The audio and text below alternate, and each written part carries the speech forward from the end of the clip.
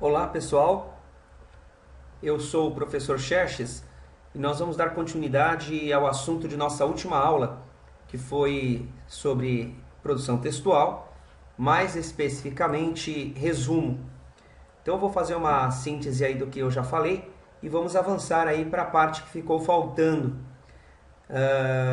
Não conseguimos fazer a reposição da última aula, então nós vamos tentar, na medida do possível, fazer uma síntese aí do que ficou faltando para que ninguém saia prejudicado, né? Então vamos lá. Resumo. Como eu disse em aula, resumo é um excelente começo para a produção de texto. Por quê? Primeiro que para produzir texto você tem que ter ideias, né? E além de se preocupar com a organização da estrutura do texto. Então, quando você faz um resumo, na verdade você já tem as ideias prontas, são as ideias do texto original, e você precisa apenas sintetizar essas ideias, ou seja, fazer um apanhado daquilo que é mais importante e organizar o texto de maneira que ele fique coerente, ainda que não seja o seu texto, mas é um texto que de um autor que você reelabora de modo a sintetizar, né, aquilo que é mais importante. E ficou aí a primeira dica. Num texto em que você precisa resumir, a primeira coisa que você precisa fazer é tirar os exemplos. Cortando os exemplos, você já tem aí algumas informações elementares para iniciar o seu resumo. Eu deixei como dica aí o livro da Marli Quadros Leite, Aprenda a Fazer, da coleção Aprenda a Fazer, é o volume número 1, da editora paulistana, né? A Marli Quadros Leite foi minha professora lá na Universidade de São Paulo, excelente profissional, e esse livro traz muitas dicas importantes sobre o resumo. Para quem quiser se aprofundar, fica aí uma boa dica, né?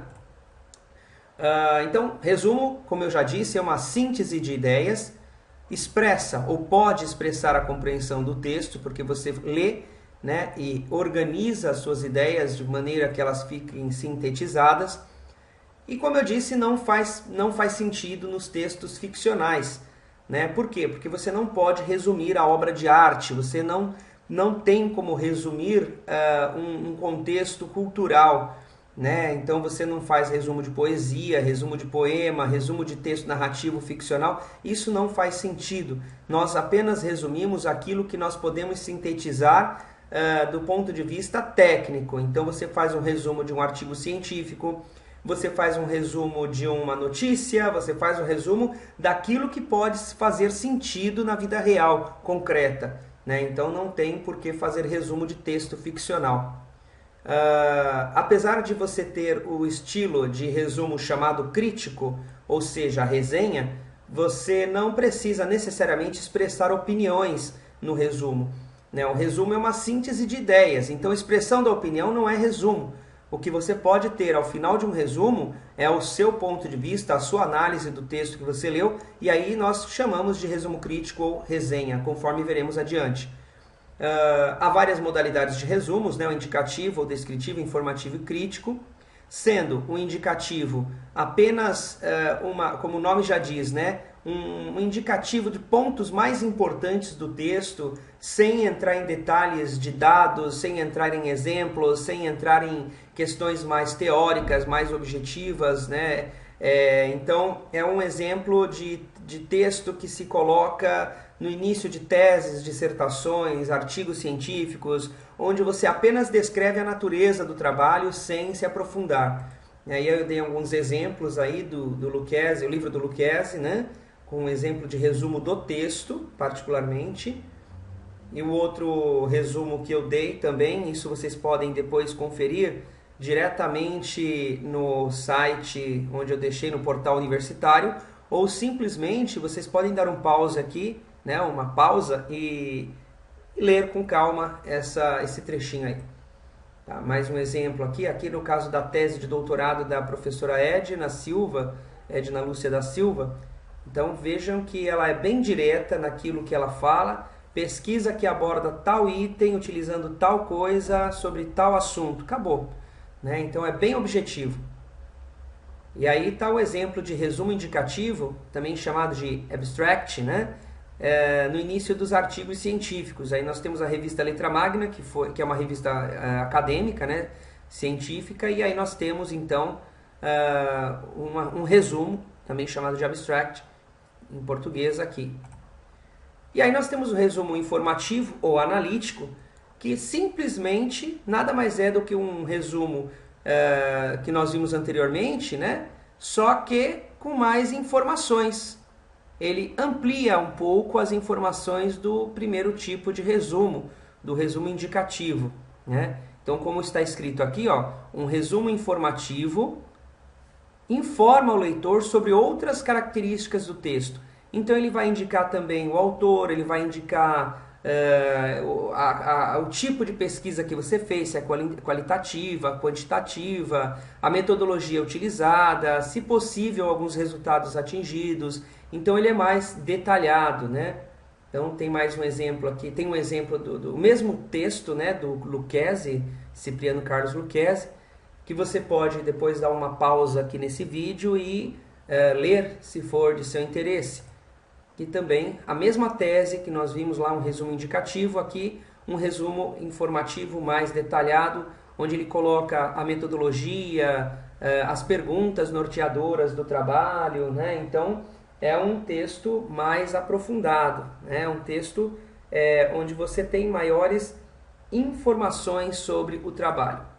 E aí vem o mais importante aqui desta aula, né, deste momento, que é o resumo crítico. Né? O resumo crítico nada mais é do que uma resenha. Só que se ele não for publicado, ele recebe o nome de resumo crítico. Se ele for publicado em alguma revista, um livro, uma antologia, aí ele recebe o nome de resenha. Então, como está escrito aí, né, ele formula um julgamento de valor, interpreta o texto original, avaliando-o e comparando-o a outros. Então, assim, para que você possa fazer um resumo crítico, é necessário você ter uma ampla bagagem cultural, intelectual e teórica do texto, acerca do assunto do texto que você está resenhando, que você está lendo criticamente. Né? Como eu disse, você só pode criticar aquilo que você conhece. Você só pode emitir opiniões, né? Dizer se é bom, se é ruim, a partir do momento que você tem conhecimento de outras formas de ver o assunto. Então, apesar de não existir padronização, é subjetivo, o resultado dele, como está escrito aí no nosso slide, é um produto do repertório particular de conhecimentos de quem o está elaborando. Então, quanto mais conhecimento você tem sobre o assunto, melhor vai ser o seu resumo crítico, a sua resenha, que pode ser feita sobre um texto, que pode ser feita sobre um vídeo, que pode ser feita sobre um filme. Né? A visão que você tem da análise de um filme, né, a análise de cinema, é bem diferente daquela que um crítico teria, por exemplo. Porque o crítico literário, o crítico de cinema, o crítico da arte, ele assiste 1 milhão de obras, né, figuradamente falando, ele assiste muitos filmes, ele lê muito sobre isso, ele interpreta, então ele tem uma visão diferenciada, ele tem uma visão mais apurada do aspecto cultural, da produção. Então é lógico que nós não temos essa visão, apenas ficamos no nível superficial da narrativa, das imagens, né, do que nós gostamos. Então o resumo crítico ele é uma coisa importante, né, um item importante do estudo e da análise aí de textos diversos, gêneros, filmes e etc. E ele é importante, né, porque amplia o nosso repertório cultural também. Então, antes de começar a escrever um resumo crítico, a gente precisa primeiro analisar o texto original.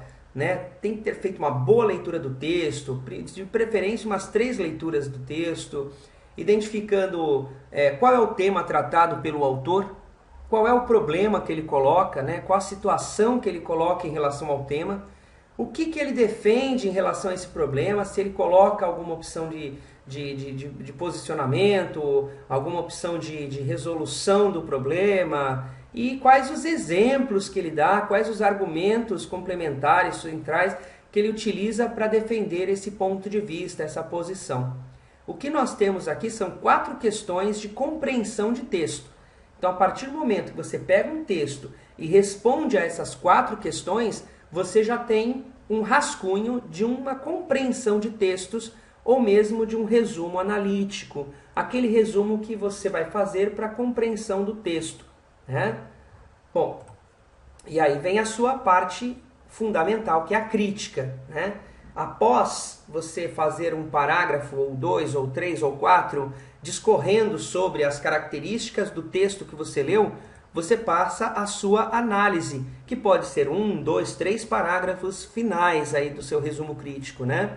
A análise é a capacidade de relacionar os elementos do texto lido com outros textos, autores, ideias sobre o tema em questão, contextualizando o texto que está sendo analisado, né? Então, trazendo esse texto para uma análise comparativa com outras situações. Então, é importante para fazer a análise, né, se certificar de ter o quê?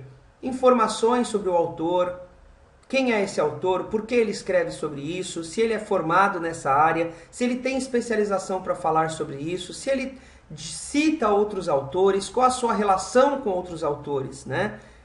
Elementos para contribuir para um debate acerca do tema em questão. O que ele contribui? O que ele tem em relação, de novidade em relação a esse tema? O que ele coloca em relação a esse tema que chama a atenção, que seja diferente dos demais textos, né? Então é necessário que você tenha condições, aqui ó, frisando essa parte aqui, ó, você tenha condições de escrever um texto coerente, né? Ou seja, lógico e com organicidade. Então aí você tem, resumindo tudo que eu falei até agora sobre resumo crítico, a estrutura de um resumo crítico. Não em quantidade de parágrafos, mas em itens que devem possuir um bom resumo crítico. Então fica aí, introdução, onde você responde a algumas daquelas questões, se eu não me engano, as 3 primeiras questões de compreensão do texto, ou seja, qual é o assunto que o texto trata, qual é o problema que o autor levanta e qual o posicionamento, o ponto de vista desse autor diante do problema. E aí passamos a alguns parágrafos de desenvolvimento, onde você discute as ideias centrais do texto, ou seja, o que o texto traz, quais são os argumentos, ideias secundárias, se possível, um exemplo ou 2, ou se você achar necessário, nem precisa dar exemplo, porque é um resumo, né? E aí então, nos últimos parágrafos, você cita e cria uma crítica e tece uma crítica pessoal sobre o texto, sempre com base teórica aprofundada, com base em outros autores, com base na sua experiência científica de pesquisa, né? Pois bem, vale lembrar que a crítica pessoal é uma avaliação das ideias do autor frente a outros textos e autores, uma avaliação da qualidade do texto, quanto à sua coerência, validade, originalidade, profundidade, alcance, etc.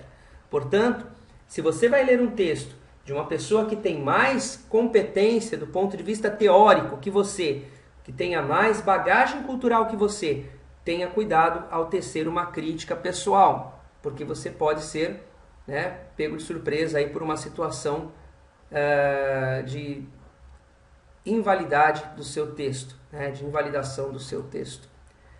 Bom, para finalizar essa aula sobre resumo, muitas vezes você não quer fazer um resumo através da síntese de ideias, mas você pode fazer, você quer fazer um resumo a partir do corte, de generalizações, a partir de ideias presentes textualmente no texto original, ou seja, você quer apenas cortar informações. Então nós temos aí as chamadas regras de sumarização. Então, são 2 que eu vou colocar aqui para vocês agora. Regras cópia e apagamento, que são as mais simples, onde o nome já diz o que acontece. Você apaga informações que você julga que são triviais ou acessórias ou redundantes, que já foram tratadas. E você pode também copiar partes que você julga essenciais do texto. Então, depois da primeira leitura, você faz a releitura do texto e vai marcando partes importantes, né?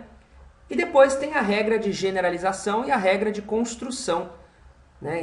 O nome também já é bem claro aí, generalização. Você generaliza algumas porções do texto e cria e constrói novas sentenças com base nas ideias colocadas, né? Você sintetiza as ideias. E construção também, você a partir de várias ideias colocadas, você tem uma conclusão, né, sobre o assunto e constrói novas sentenças. Eu vou dar exemplos aqui agora. Por exemplo, apagamento. O velho jardineiro trabalhava muito bem. Ele arrumava muitos jardins diariamente. O que nós podemos apagar dessa sentença sem prejuízo da compreensão da síntese das ideias mais importantes? O que nós temos aí de ideia importante? Qual é a informação mais relevante? O velho jardineiro trabalhava muito bem. Ele arrumava muitos jardins diariamente. Será que a informação velho é tão relevante? Qual é a informação mais importante? Aqui nós temos, por exemplo, a palavra velho. Velho é um adjetivo, é um complemento, não está no sucro, né? Não está na parte elementar da sentença. O velho jardineiro trabalhava muito bem. Se ele trabalhava bem, já é o suficiente, né? Quem trabalha bem não pode trabalhar mal. Então, é uma forma de você redundar o texto utilizando muito, né? Ele arrumava muitos jardins diariamente. Ora, se ele trabalha com jardinagem, é lógico que ele faz isso como trabalho, como profissão. Diariamente ele arruma muitos jardins. Então é uma informação desnecessária. Quando eu coloco que o jardineiro trabalhava bem, eu sintetizei as informações, eu apaguei informações que eu julguei desnecessárias e fiz um resumo com base, né, nesse processo textual, né? O outro exemplo é a generalização. Esse eu vou deixar para vocês, olha só. Pedro comeu picanha, costela, alcatra e coração no almoço. O que Pedro comeu no almoço? Generalizando. Pedro comeu carne no almoço. Então a generalização é você, pelo contexto, analisar tudo o que foi feito e generalizar com uma palavra que sintetiza aí todas as ideias presentes.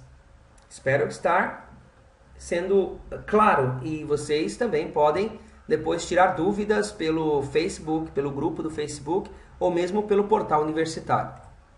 Construção, esse é bem simples.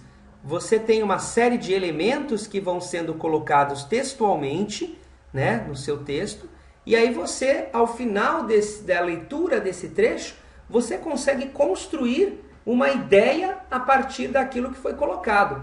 Olha só, Maria comprou farinha, ovos e leite. Foi para casa, ligou a batedeira, misturou os ingredientes e colocou-os no forno. Ora, meu Deus, o que Maria fez? Ao final das contas, Maria fez um bolo. Então veja, eu coloco elementos numa sequência que me leva à construção da ideia de que o que ela fez, né, foi um bolo. Então eu sintetizo, né, e construo uma nova sentença. Resumindo, resumo é uma sumarização, ou seja, sumário significa também resumo, né, uma síntese de ideias. E para que nós possamos fazer um bom resumo, fica aí as dicas essenciais. Ler todo o texto para descobrir do que se trata. Eu não posso começar a fazer um resumo lendo da primeira vez o texto. Então eu devo ler todo o texto inicialmente e depois eu posso passar à seleção de partes importantes do texto. Reler uma ou mais vezes, sublinhando frases ou palavras importantes. Distinguir os exemplos ou detalhes das ideias principais. Então, tire os exemplos, detalhes que foram redundantes, coisas que servem para ampliar o sentido das ideias. Vamos tentar reduzir ao máximo o seu texto, né? De forma que as informações mais importantes fiquem preservadas. Observar as palavras que fazem a ligação entre as diferentes ideias do texto, também chamadas de conectivos. Esses conectivos são essenciais. Quando você lê por causa de, você vai ter uma explicação da ideia principal. Quando você tem palavras como, expressões como assim sendo, você tem, na verdade, uma conclusão a respeito das ideias colocadas. Então você tem uma síntese de ideias sempre que essa expressão assim sendo aparecer. Não só essa, mas outras parecidas como dessa forma, concluindo, por assim dizer, né? Então, todas as expressões que são oriundas desta daqui, assim sendo, são explicativas e conclusivas, tá? Então, devemos prestar atenção nessas expressões. Além do mais, é uma ampliação da explicação, onde você vai ter exemplos, né? Da mesma forma que as outras que seguem aqui, pois, em decorrência de, por outro lado, da mesma forma. Então, prestem bastante atenção nesses conectivos, eles são essenciais para a organização do seu resumo. Bom, e aí fica o exemplo. Quem quiser, né, nós fizemos em algumas aulas esse exercício, em outras não foi possível, mas vamos lá.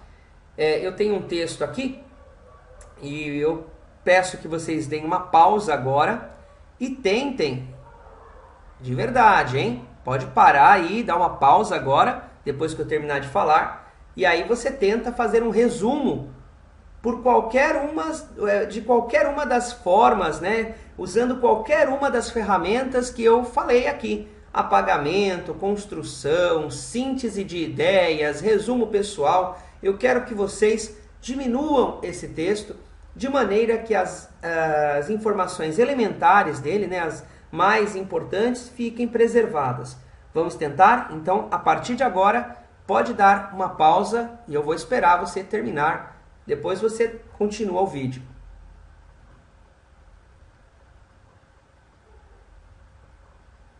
Ok?